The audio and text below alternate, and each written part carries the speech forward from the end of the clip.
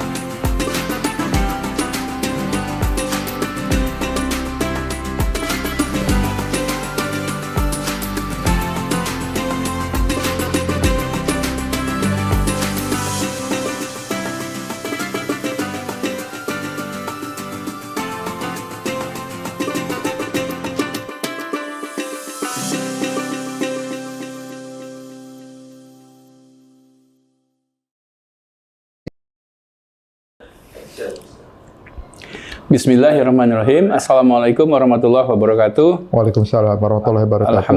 Alhamdulillahirabbil alamin. Wassalatu wassalamu ala asrofil anbiya'i wal mursalin wa ala alihi washabihi ajmain.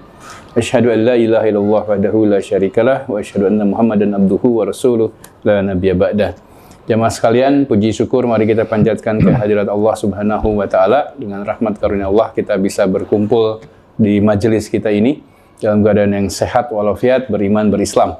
Salawat serta salam semoga senantiasa dilimpahkan Allah kepada Rasulullah Muhammad Sallallahu Alaihi Wasallam beserta para keluarganya, para sahabatnya, para penerusnya, para ulama, dan kita semua umatnya yang senantiasa berpegang teguh pada tali agama Allah dan meneladani seluruh aspek dari kehidupan Rasulullah. Alhamdulillah, di kajian Ba'da Syuruk kita kali ini kita akan membahas lagi sebuah tema yang ini yang luar biasa nih, yang agak jarang dibahas ini, ya. Dan mungkin insya Allah bisa membuka sebuah kesadaran baru, ya, sebuah pemahaman baru tentang Islam, tentang kehidupan kita di dunia. Ya. Dan kita sapa dulu Ustadz kita. Ustadz, Assalamualaikum. Waalaikumsalam. Ustadz Iman Hilman adalah Ketua Yayasan Masjid Alumni IPB. Beliau ini bukan hanya ulama tapi juga praktisi. Nah, ini yang penting kemudian. Ya, karena ilmu itu harus diamalkan, Ustaz, ya, betul ya. Ya, seperti itu. Nah, tema kita kali ini adalah bagaimana kita bisa menghadirkan surga ya di kehidupan dunia. Ya. Nah, ini menarik ya. Mari kita bahas dengan Ustaz Hilman. Silakan Ustaz. Baik, makasih Pak Supardi. Bismillahirrahmanirrahim. Assalamualaikum warahmatullahi wabarakatuh. Waalaikumsalam. Alhamdulillahirrahmanirrahim. Allahumma sholli ala sayyidina Muhammad wa ala sayyidina Muhammad. Jamaah sekalian yang dimuliakan oleh Allah, kita tahu bahwa visi hidup kita adalah hidup bahagia, hidup selamat, hidup sejahtera di dunia dan di akhirat, dan terlindungi dari siksa neraka. Sesuai dengan doa yang sering kita panjatkan, Rabbana atina fid dunya hasanah wa fil akhirati hasanah wa qina adzabannar. Oleh karena itu maka tentu kita tidak ingin hanya masuk surga nanti di akhirat. Ya. Ya, itu jelas impian kita semua tuh. Masuk surga di akhirat itu impian semua. Tetapi kita juga bagaimana caranya agar surga itu juga kita rasakan di dunia ini. Karena Islam itu adalah ajaran agama dunia, bukan agama akhirat. Maksudnya apa? Di akhirat kita nggak perlu sholat. Nggak perlu ngaji lagi. Nggak perlu ngaji, nggak perlu haji, nggak perlu puasa. Tinggal memetik hasil. Jadi Islam itu agama dunia. Agama yang mengatur kehidupan dunia, supaya di dunianya bahagia, di akhirat apalagi gitu loh. Ya. Nah sekarang, persoalannya adalah bagaimana caranya agar kehidupan surga itu bisa kita nikmati di dunia ini. Nah, itu yang mungkin yang harus kita lakukan ya. Karena jangan sampai begini, kan banyak, nggak apa-apa deh saya menderita di dunia, yang penting di akhirat atau surga. Ya nggak begitu juga. Kalau kita bisa bahagia di dunia, kenapa tidak gitu kan? Bisa sukses, bisa sejahtera. Jangan menjadi pembelaan, kan? Walaupun jelas, betul, kan memang takdir semua orang berbeda-beda ya. Nah, jadi bagi misalnya sekarang, sedang sulit begitu ya, menghadapi banyak hal, yang nggak usah khawatir. Yang penting hidup kita bener nih di dunia, maka insya Allah di akhirat kita mendapatkan bahagia yang baik. Ini bahagia, sejahtera, tenang di dunia. Apakah ini hanya untuk orang kaya? Enggak. Enggak. Jadi bukan berarti kemudian hanya orang kaya, hanya untuk orang yang sehat, hanya orang yang punya jabatan, tidak juga. Nah, jadi bagaimana kalau miskin, sakit-sakitan, sebatang kara, apalagi itu? Mungkin juga disabilitas. Nah itu Ustaz. Iya, betul. Karena ya buktinya begini, banyak juga kan orang kaya yang kemudian menderita. Iya, betul. Ada orang kaya yang untuk tidur aja harus minum obat. Saking nggak bisa tidurnya, bukan stresnya. Sementara kita cukup dengan ngaji masih tidur. Oke. Nah, jadi bagaimana kita punya visi itu tadi? Bagaimana kita bisa hidup bahagia dunia akhirat. Nah, banyak orang yang hanya fokus pada satu sisi. Ada orang yang fokus pada kebahagiaan dunia, tanpa peduli apakah hari ini akan menjamin kebahagiaan di akhirat. Ada juga yang fokus pada kebahagiaan di akhirat, tapi kurang peduli pada kebahagiaan di dunia. Nah, Islam tentu menganjurkan agar tadi visi kita adalah fi dunya hasanah, wa fil akhirati hasanah, wa qina adzabannar. Sekali lagi, disebut hasanah dunia bukan berarti terjemahannya adalah harus kaya atau hanya orang kaya, hanya orang punya jabatan, hanya orang sukses, hanya orang sehat dan sebagainya. Yang pertama ini, bagaimana agar menghadirkan surga di dunia? Pertama adalah renungi tujuan dan visi hidup kita. Tadi kita tahu visinya. Nah, tujuannya adalah kita sudah tahu wa ma khalaqtul jinna wal insa illa liya'budun. Tidaklah aku ciptakan jin dan manusia kecuali untuk beribadah. Nah, ketika kita fokus nih pada pencapaian bahwa kita beribadah pada dan juga pada fokus pada visi, maka sekali lagi kita tidak akan terlenakan oleh sarana untuk mencapai tujuan dan visi. Karena fokus kita kepada tujuan dan visi itu. Tujuan kita beribadah, visi kita selamat, bahagia, dunia dan akhirat. Maka sarana itu tidak akan menjadi sesuatu yang menjadi dominan hidup kita. Misal begini, harta itu hanya sarana kehidupan. Sarana untuk beribadah, bukan tujuan kehidupan kita. Sehingga kalaupun misalnya kita nggak punya harta, selama kita bisa beribadah dengan baik dan bisa akhirnya mencapai visi dunia akhirat, itu sudah menjadi surga itu di dunia ini. Walaupun misalnya sekarang, saya hidupnya pas-pasan aja nih, bahkan mungkin kekurangan, tapi ketika tujuan kita adalah untuk beribadah dan apa namanya, visi kita untuk hidup dunia dan akhirat, maka itu tuh nggak menjadi masalah buat kita. Iya. Kita tidak terlenakan, tidak disibukkan dengan urusan seperti itu.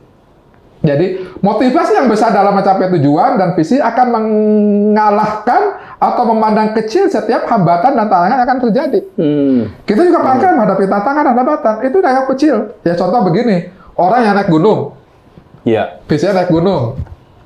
Sebenarnya kan bisa aja naik helikopter kan? Betul. Tapi kan nggak wow gitu kalau naik helikopter kan? Justru ketika bawa ransel yang berat, kemudian menghadapi tanjakan, banyak rintangan. Ketika sampai di puncak tuh, aduh, itu luar biasa. kenikmatannya. Di situ ya. Jadi karena fokus kita adalah tujuan hidup kita itu di puncak. Jadi setiap hambatan dan rintangan yang dilalui di jalan itu kecil. Kalau itu jadi masalah, mungkin mereka akan turun lagi dia kan gitu. Jadi sama seperti olahraga ya Ustaz ya? Olahraga. Karena kita ingin sehat. Iya. Olahraga seberat apapun kita jalani ya. Jadi kita nikmati. Jadi kita angkat pertama dengan visi itu, dengan kita fokus pada visi dan tujuan hidup. Pertama, kita tidak akan terlenakan oleh sarana. Yang penting ada tujuan. Kayak kita mau ke Jakarta, nggak peduli tuh mau pakai mobil mewah, apakah mau naik kereta, naik mobil, atau naik sepeda, naik motor, nggak peduli. Yang penting tujuan nyampe. Betul. Tapi kalau bagi orang yang orientasinya ke sarana, bingung tuh. Wah, naik kereta saya nggak mau. Harus pakai. Nih. Padahal kita nggak punya duit. Gimana? Iya. Problem Akhirnya kita. ngutang. Nah, jadi yang pertama itu. Dengan kita fokus kepada tujuan dan visi, kita tidak akan terlenakan oleh sarana. Yang kedua adalah setiap hambatan rintangan yang ada itu dianggap kecil. Seperti tadi orang yang naik gunung itu dianggap kecil karena dia punya tujuan bagaimana caranya bisa sampai puncak gunung. Jadi yang pertama adalah bagaimana kita bisa merenungi atau fokus kepada mencapai tujuan dan visi hidup kita. Yang kedua adalah bagaimana agar menghadirkan surga di dunia, Pak Supatri. Yang kedua adalah istiqomah dalam keimanan kita. Istiqomah ya. Apa hubungannya istiqomah dengan bahagia dunia? Allah itu menjamin, ya, gini. Kira-kira yang bisa merusak kebahagiaan itu banyak, tapi diantaranya adalah yang bisa merusak kebahagiaan kita, rasa sedih dan rasa takut. Rasa sedih jelas nggak bahagia dong, namanya sedih. Betul.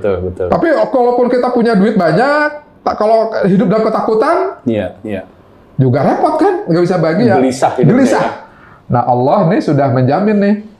Innalladzina qalu rabbuna Allah sumastaqamu tatanazzalu alaihimul malaikah alla takhafu wa la tahzanu wa abshiru bil jannati allati kuntum tu'adun. Sesungguhnya orang-orang yang berkata, qalu rabbuna Allah, Tuhan kami adalah Allah, sumastaqamu, kemudian dia istiqomah di dalam keimanannya, tatanazzalu alaihimul malaikah, maka akan diturunkan pada mereka para malaikat yang akan berkata, Allah takhafu, kalian jangan takut. Wala tahzanu, kalian juga tidak akan bersedih hati. Wa absiru, dan akan ada kabar gembira buat kamu dengan jannah, dengan surga yang ditujukan ya untuk atas apa yang sudah dijanjikan kepada mereka semua. Jadi memang di dalam ayat yang lain, innalladzina qalu rabbuna mustaqamu falahum alaihim walahum yahzanun. Jadi sama intinya, sesungguhnya orang-orang yang berkata kami beriman pada Allah dan beristiqomah, falahum alaihim walahum yahzanun. Maka tidak akan ada rasa sedih pada mereka dan juga rasa takut dan juga tidak ada rasa sedih. Jadi kalau kita istiqomah di dalam keimanan kita, itu tuh insya Allah tuh takut, sedih itu akan hilang. Rasulullah adalah orang paling bahagia di dunia ini. Rasulullah nggak pernah ada rasa takut atau rasa sedih. Ya sedih dalam pengertian manusiawi ada. Misalnya ketika anaknya wafat, putra wafat, ya pasti sedih. Tapi sedih yang sifatnya manusiawi. Tapi sedih karena misalnya stres karena tujuan tidak tercapai. Misalnya kita kan lebih banyak stres itu, sedih itu karena gagal. Kita punya ekspektasi, punya harapan, kita nggak tercapai. Nah, padahal tidak seperti itu. Atau karena tetangga lebih sukses. Karena iri dengki. Jadi istiqomah dalam keimanan tuh luar biasa. Itu bisa menjamin hidup kita itu tidak ada rasa takut, tidak ada rasa sedih. Bayangin, saya ngebayangin kalau hidup di zaman Rasulullah ya, peperangan itu hampir setiap tahun terjadi loh. Betul. Nah, bayangan, apakah para sahabat tuh merasa takut dengan peperangan itu? Enggak. Bahkan mereka tuh bersemangat loh. Bahkan ada anak muda yang berusaha supaya kelihatan orang dewasa, supaya bisa diajak Rasulullah untuk bisa ikut berperang. Bayangin aja, nggak ada rasa takutnya itu. Ini mungkin terjadi dengan saudara-saudara kita di Gaza, di Palestina. Betul. Ya. Coba di Gaza, di Palestina sekarang ini kalau lihat cerita, bukan cerita dari kita, ada cerita dari para jurnalis yang mereka orang-orang kafir ya, banyak dari orang Barat. Mereka begitu terpesona itu melihat kekuatan, keteguhan dari mereka itu. Mungkin kita melihatnya sedih atau gimana, mereka biasa aja tuh. Luar biasa. Itu tadi karena mereka istiqomah di dalam keimanannya. Kita ada angin puting beliung aja. Gempa sedikit takut ya. Aduh, dengar mau ada perang dunia ketiga udah was-was kita nih. Luar biasa. Jadi kunci yang kedua adalah ketika kita ingin bahagia di dunia ini adalah bagaimana kita tidak banyak takut dan tidak banyak sedih. Karena jadi gini, contoh sedih adalah ketika tidak tercapai target, nggak tercapai, kita sering kecewa kan? Betul. Tapi orang yang beriman itu selalu berhusnuzon kepada Allah. Jadi ketika tercapai dia alhamdulillah ala kulli hal, pasti ada hikmahnya. Pasti ada hikmahnya. Kayak kemarin Ustaz itu tim nasional kita U17 dicukur 06 apa 07 itu sama Cina itu. Nah itu. Ya, jadi ketika itu ya udah tenang aja, pasti ada hikmahnya dari setiap peristiwa ini. Ya. Jadi itu ya. Yang ketiga, ini ridho menerima kenyataan, ridho menerima ketentuan Allah, ridho menerima takdir Allah. Ini bagian yang tadi ya. Kita kan sering kecewa tadi itu menerima takdir Allah. Bahkan mohon maaf, kadang ada orang yang terucap jolim sebenarnya ketika ya Allah di mana keadilanmu, banyak seperti itu kan. Ada yang bahkan ada yang menggugat, ya Allah rasanya saya sudah beribadah kepadamu gitu kan, sudah sholat, tapi kenapa masih begini hidup? Ada yang begitu. Kadang-kadang terucap seperti itu. Nah, ya tentu kita nggak akan bahagia tuh kalau begitu. Betul. Bahkan kita mempertanyakan keputusan Allah. Nauzubillah ya. Jadi tugas kita sebagai seorang muslim, kalau kita bahagia adalah ridho. Bukan ikhlas ya, bukan ikhlas. Padahal mungkin yang salah diri sendiri. Dia sendiri. Sorry, ini saya sampaikan. Ridho dengan ikhlas. Beda. Apa bedanya itu? Jadi ikhlas dalam bahasa Indonesia itu memang seperti sama dengan ridho. Padahal dalam bahasa agama beda.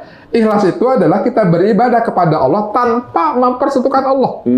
Itu ikhlas tuh. Kita beribadah untuk Allah, sholat untuk Allah, puasa untuk Allah, bukan untuk yang lain. Itu ikhlas namanya. Hanya pengen dilihat sama Allah lah gitu hanya ingin dipuji sama Allah. Itu ikhlas.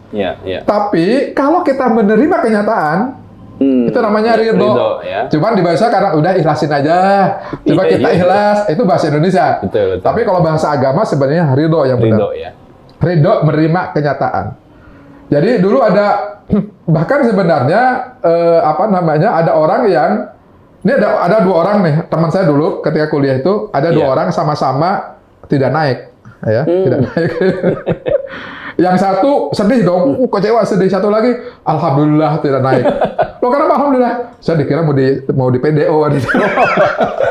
Tapi itu lain perkara. Artinya gini ya, sebenarnya Bapak Ibu sekalian adalah ketika kita ridho menerima takdir Allah, itu Allah akan berikan itu tadi hikmah yang besar. Ada seorang dulu ketika ada kejadian kecelakaan pesawat, ada seorang bapak-bapak yang memarahi supirnya karena gara-gara supirnya itu tersesat di jalan di Jakarta, akhirnya terlambat datang ke bandara. Dimarahin supirnya, akhirnya dia ketinggalan pesawatnya. Tapi ketika tahu pesawatnya jatuh, berbalik ya. Dapat hadiah itu supirnya itu kan. Nah, jadi itu selalu ada hikmahnya. Makanya hadirin sekalian berbahagia, apapun ya yang kita kita terima, langsung kita bilang sama Allah, ya Allah aku ridho, pasti ada hikmahnya. Itu pasti akan bahagia tuh. Tapi kalau kita, ya Allah kenapa begini? Waduh, apalagi putus asa, ingin bunuh diri, nyalahin semua, nggak akan bahagia. Nggak akan bahagia. Misalnya gini nih, Coro, kita lagi kena macet nih. Kan dua sikap kita. Bisa aja kita kesel, menggerutu, ngomong gimana sih macet? Apakah kemacetan akan terurai? Enggak. Yang jelas kita kesel. Tapi kalau kita pasti ada hikmahnya, yuk kita isi dengan zikir, subhanallah, walhamdulillah, wala ilaha illallah. Kemacetan itu jadi ibadah buat kita. Jadi kebaikan buat kita. Ridhonya kena, ibadahnya pun kita dapat. Masya Allah. Jadi ridho adalah kunci yang ketiga kalau kita ingin bahagia. Dan itu bukan hanya untuk orang kaya nih. bahkan bisa jadi banyak diterima oleh orang-orang yang doa apa yang enggak itu ketika dia ridho, masya Allah bahagia. Banyak orang kaya tidak bahagia, kenapa? Karena dia ingin lebih kaya lagi. Nggak puas. Kata Rasul kan, kalau manusia itu kan kalau dikasih satu emas gunung Uhud, pasti ingin gunung emas yang kedua. Dikasih kedua pun ingin yang ketiga, selalu nggak akan puas. Begitu. Ya. Ketika orang itu tidak puas, kan nggak akan bahagia. Kapan dia bersyukurnya? Kapan dia puasnya? Nah, ridho adalah upaya kita untuk menerima keadaan, menerima takdir Allah, menerima ketentuan Allah, dan kita harus yakin nih, husnuzon kepada Allah bahwa Allah memberikan kebaikan pada kita. Husnuzonnya harus ada. Kan aku ini, dalam hadis qudsi ya, aku ini tergantung prasangka makhlukku kepadaku, begitu ya. Seperti itu. Nah, jadi ketika kita ridho menerima kenyataan, maka ada perasaan plong atau lega. Beban yang berat akan terasa ringan, ya. Dan timbul harapan, optimisme menghadapi masa depan, gitu kan. Ada energi untuk bangkit kembali. Jadi ketika kita gagal nih, kemudian kita ridho, ya Allah ini pasti ada hikmahnya. Maka ada optimisme, Allah memberikan optimisme kepada rahmat Allah. Dan ada energi untuk kemudian bangkit kembali. Tapi kalau kemudian kita keluh kesah, kita kesel, kita menyalahin Allah, terus terang aja kita tidak punya daya untuk kemudian bisa bangkit kembali. Jadi Ustadz, ridho itu justru juga menghasilkan semangat untuk berusaha lebih baik lagi ya? Betul. Bukan ya udah kita mah ridho aja lah. Itu namanya fatalis ya. Jadi pasrah gitu ketika ridho itu kita justru meyakini Allah memberikan skenario terbaik yang mungkin kita tidak sadari. Allah menyiapkan skenario lain. Bisa jadi kita gagal di bisnis ini, mungkin Allah sedang menyiapkan keberhasilan di bisnis yang lain. Seperti itu contohnya. Ya tadi bisa jadi ketika dia terlambat naik pesawat untuk menyelamatkan dia. Betul. Itu kasih sayang Allah ya. Kasih sayang Allah. Jadi ridholah dengan apa yang, dan pada akhirnya ketika kita ridho itu mengundang dukungan dari orang-orang sekitar. Itu energi positif itu akan masuk pada kita. Gitu. Nah, itu yang ketiga. Yang keempat, nah ini, berpikir dan bersikap positif. Nah, jadi Ibadillah, jamaah yang berbahagia,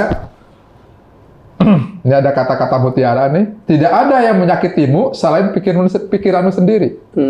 Kita sering terluka oleh makna yang kita berikan pada semua hal yang berada di luar kita. Ya, jadi ya contohnya nih, ada orang tersenyum sama kita. Kalau kamu berpikir positif, dia senang sama kita, orangnya ramah. Berpikir negatif, dia ngatawain kita nih. Dia itu ngejek. Iya. Jadi, ketika tetangga kita sukses, kalau kita berpikir positif, alhamdulillah, mudah-mudahan kalau sukses, dia bisa bantu kita nanti. Betul. Atau kita bisa belajar bagaimana sukses. Tapi kalau berpikir negatif, pasti dia harus korupsi nih. Kita juga tidak ada, kita juga bahagia. Jadi, ada sekali yang berbahagia. Ketika kita ingin bahagia, maka kita harus berpikir dan bersikap positif. Jadi kalau negatif, nggak ada bahagianya. Lihat orang itu apa namanya? Lihat bahagia, lihat orang susah. Susah lihat orang bahagia. Nah, seperti itu ya orang ini. Nggak akan bahagianya orang seperti itu ya. Jadi tadi itu kitalah yang kadang-kadang kita yang menyakiti diri kita sendiri, pikiran kita, sikap kita. Ya. Contoh ya orang-orang yang berhasil di dalam dunia bisnis, dalam dunia profesional, begitu ya. Itu karena dia punya sikap positif. Iya. Walaupun dia pintar, misalnya punya kompetensi yang bagus, tapi kalau sikapnya negatif, Betul. nyakitin orang, selalu iri, menjatuhkan orang lain, pasti nggak akan sukses dan pasti nggak akan bahagia juga hidupnya. Begitu. Iya. Jadi berpikir, bersikap positif merupakan kunci yang keempat agar kita bisa menghadirkan surga ini di dunia ini. Nah, yang kelima adalah, satu lagi nih, sikap positif yang paling bagus yang harus kita miliki adalah sikap syukur dan sabar. Ya. Iya. Jadi kan ada hadis yang terkenal nih. Sungguh menakjubkan, sungguh ajaib urusan seorang mukmin. Iya. Semua urusannya baik baginya. Yang demikian itu hanya ada pada seorang mukmin. Jika mendapatkan kesenangan dia bersyukur, maka syukur itu baik baginya. Dan jika mendapatkan musibah dia bersabar, maka sabar itu baik baginya. Bayangin. Jadi istilahnya sebenarnya, yang sekalian, tidak ada sesuatu yang buruk dari Allah untuk kita. Betul. Nggak ada yang buruk. Allah itu semuanya berikan kebaikan kepada kita. Tinggal bagaimana sikap kita, kan? Bagaimana respon kita, gitu. Kita dikasih ini nih, dikasih harta, kan kebaikan. Tapi kalau respon kita ada tidak bersyukur, kan malah jadi tidak baik. Malah iri ke yang lebih kaya, lebih kaya lagi. Iya. Atau malah menjadi sombong kitanya. Betul. Wah, ini adalah hasil karyaku kayak Korun begitu. Iya. Kan tidak baik. Sebaliknya, ketika kita dapat musibah, mendapatkan penderitaan, ya, kalau kita ngeluh, kita nyalahin Allah, kita tidak terima, macam-macam lah, udah nggak dapat apa-apa, malah tambah parah. Betul. Tapi kita sabar, menerima ini sebagai ujian dari Allah, sebagai bagian dari untuk mengasah kualitas diri dan sebagainya. Maka sabar itu baik baginya. Jadi sebenarnya tidak ada yang baik, tidak ada yang buruk yang Allah beri kepada kita. Semuanya baik, tergantung sikap kita terhadap itu tadi. Ketika kita menghadapi hidup kita kan pasti punya masalah di kehidupan ini. Betul. Masalahnya bukan pada masalah. Masalahnya adalah pada sikap kita, respon kita terhadap masalah. Itulah masalah. Nah, yang kelima adalah, yang terakhir adalah bagaimana kita beribadah, berzikir, dan berbuat baik kepada orang. Ya tentu kalau ibadah jelas adalah untuk kebaikan kita sendiri. Jadi kita sering bertanya, seolah-olah Allah itu butuh ibadah kita. Enggak. Kalaupun Allah menyuruh kita beribadah, itu untuk kebaikan kita. Untuk kita. Allah tuh nggak butuh ibadah kita. Allah tetap maha tinggi. Kalaupun misalnya gini nih, seluruh makhluk di dunia ini beribadah pada Allah, tidak akan lebih meninggikan derajat Allah. Allah maha tinggi. Atau sebaliknya, semua orang munkar, kafir. Ya, tidak mau beribadah.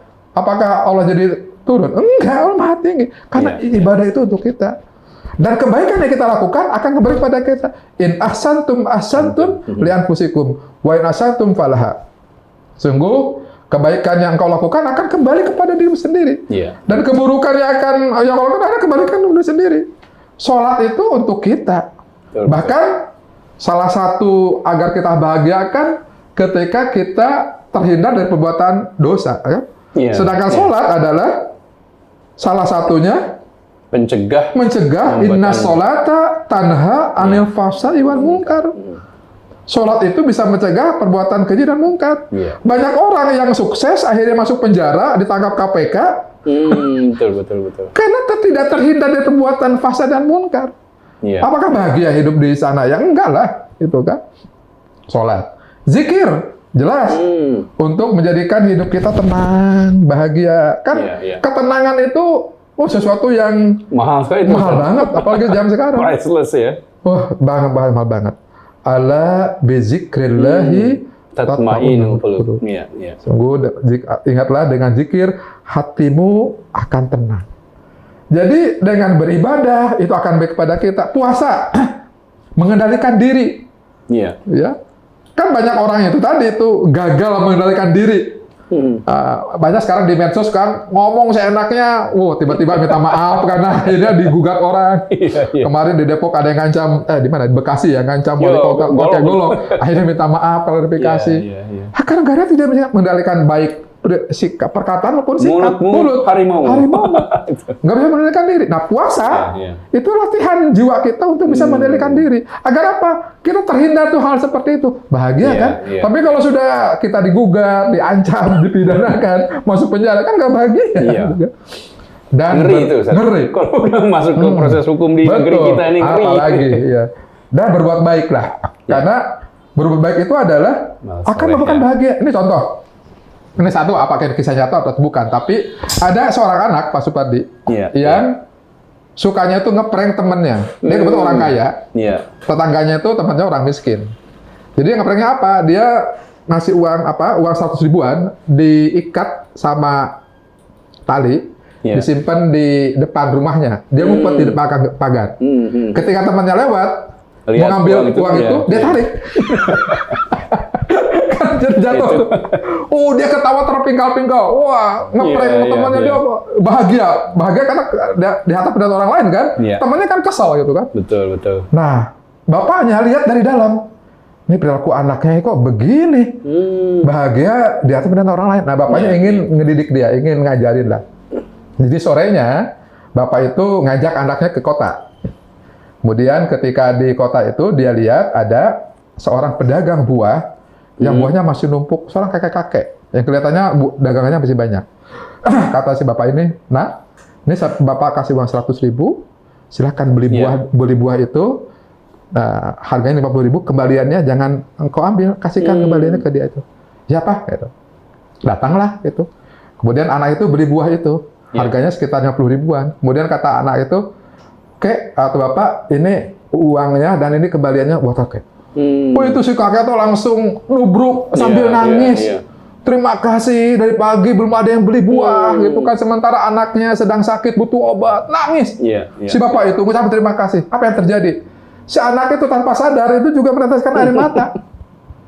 Ya, begitu. Kemudian setelah kembali ke mobil, ditanya sama bapaknya, apa yang terjadi? Ceritalah anak itu.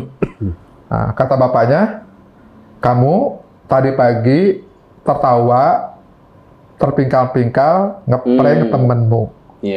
Sekarang kamu sampai menangis ketika melihat bapak itu terima kasih padamu. Saya ingin tanya, Dek, mana yang lebih bahagia? Ngetawain orang atau tadi itu?" Langsung, "Ya Pak, lebih bahagia ini." Sampai menangis bahagia karena lihat itu. Jadi ketika kita mampu bahagiakan orang lain, hakikatnya adalah itu membahagiakan diri kita. Betul. Bahkan kita jauh lebih bahagia. Ya memangnya kita ngasih ke pengemis, masih terima kasih, atau kita ngasih zakat, infak kepada tetangga kita kekurangan, kemudian dia terima kasih, pasti kita lebih bahagia lagi, percayalah itu.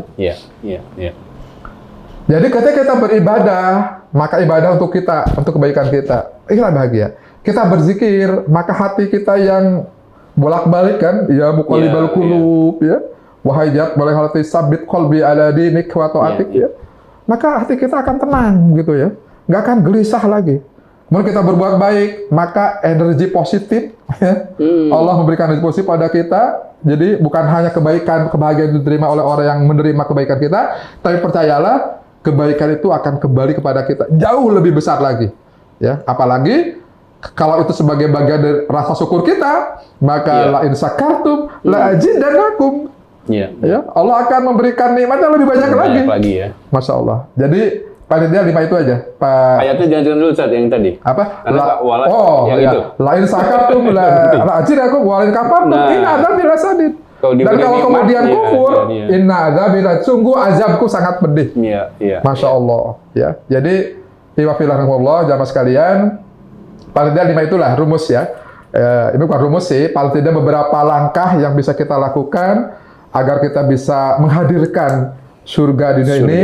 Yang pertama adalah kita fokus kepada visi dan tujuan hidup kita. Sehingga sarana-sarana itu tidak menjadi utama, ya, tidak terlena oleh sarana. Rintangan-rintangan hambatan juga tidak. Kemudian yang kedua adalah kita bisa apa tadi yang kedua? Istiqomah di dalam keimanan kita. Yang ketiga adalah ridho. Ridho. Yang keempat adalah positif tadi. Positif, berpikir positif dan bersikap positif. Yang kelima adalah kita perbanyak ibadah zikir, Amal dan soleh, berbuat, ya. dan berbuat baik kepada sesama amal soleh. Maka insya Allah dengan itu semuanya adalah ajaran Islam yang menjadi sekali lagi pedoman hidup di dunia. Jadi bukan hanya sekedar karena kita Islam ini adalah mengajarkan menjadi pedoman bagi kita untuk bisa selamat bahagia di dunia dan di akhirat. Jadi di dunia pun kita harus bahagia. Nah, itulah langkah-langkah yang mungkin insya Allah bisa kita lakukan supaya kita bisa menghadirkan surga di hadapan dunia. Alhamdulillah. Syukur Ustaz, Ya, ini ya Allah, ya. sebuah prinsip hidup ya, jamaah sekalian, yang kalau kita pegang itu tadi meskipun kita kekurangan, kita tetap bisa tenang tentram hati Betul, kita, betul. gitu ya. Kita tentu merasakan kalau sudah sholat itu tenang kan gitu tuh Ustaz ya. Iya. Kalau rapat panjang tapi belum sholat tuh kita kadang-kadang gelisah, ini belum sholat ini gimana ini gitu kemudian ya. Nah, karena beribadah, berzikir kepada Allah adalah tadi bagian dari menenangkan hati kita kemudian. Baik jemaah sekalian, semoga bermanfaat apa yang disampaikan oleh Ustadz Iman, dan kita berdoa agar beliau ini diberikan Allah Amin. Keteguhan iman gitu ya, dan kemudian keikhlasan juga dalam beliau berdakwah. Amin, amin. Sehingga nilai dari dakwah beliau itu kemudian kita bisa rasakan betul-betul ya. Beda itu Ustaz kalau menyampaikannya karena ikhlas begitu ya. Atau yang menyampaikannya ya karena pura-pura ikhlas, itu tentu berbeda ya. Baik jemaah sekalian, kita tutup. Terima kasih banyak, semoga bermanfaat. Assalamualaikum warahmatullahi wabarakatuh. Waalaikumsalam warahmatullahi wabarakatuh.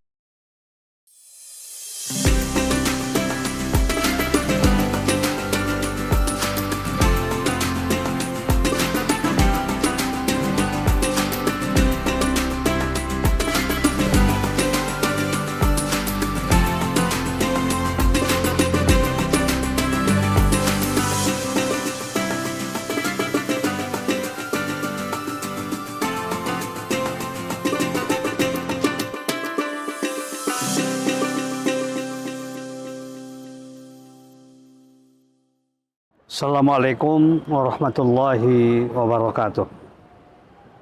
Bismillahirrahmanirrahim. Alhamdulillahirabbil alamin. Wassalatu wassalamu ala asyrafil anbiya'i wal mursalin. Sayyidina Muhammadin wa ala alihi wa sahbihi ajma'in. La haula wa la quwwata illa billahil azim. Tugas dakwah adalah tugas kita semuanya. Apapun posisi, jabatan, dan kedudukan kita, kita wajib sesuai dengan kemampuan kita untuk ikut berpartisipasi dalam kegiatan dakwah. Apalagi melalui dakwah melalui televisi, misalnya melalui Kalam TV. Dakwah akan lebih tersebar pada semua bidang dan juga pada semua daerah ya yang terjangkau, misalnya oleh Al-Kalam TV ini. Tentu saja dalam kegiatan dakwah ini memerlukan biaya, donasi. Oleh karena itu saya mengajak kepada saudara sekalian, kaum muslimin, kaum muslimat, mari kita bantu. Mari kita dukung Kalam TV ini. Dan saya mengajak kepada jamaah sekalian untuk ikut berpartisipasi aktif, apalagi dalam bulan suci Ramadan ini, untuk memberikan bantuan donasinya, dananya, infaknya. Mudah-mudahan semuanya akan berakibat positif dan baik bagi kegiatan dakwah kita. Amin ya rabbal alamin. Walhamdulillahirabbil alamin.